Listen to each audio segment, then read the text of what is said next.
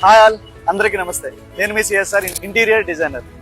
Present మనం ఏలూరులో ఉన్నాం. సో ఏలూరులో మనం కన్స్ట్రక్షన్ వర్క్ అనేది స్టార్ట్ చేయడం జరిగింది. ఈ కన్స్ట్రక్షన్ వర్క్ ప్రజెంట్ ఈ స్టేజ్ లో ఉంది. సో ఏలూరులో మనం ఒక కన్స్ట్రక్షన్ అనేది స్టార్ట్ చేయడం జరిగింది. సో ఇది 200 స్క్వేర్ యార్డ్స్ 4 ఫ్లోర్స్ బిల్డింగ్.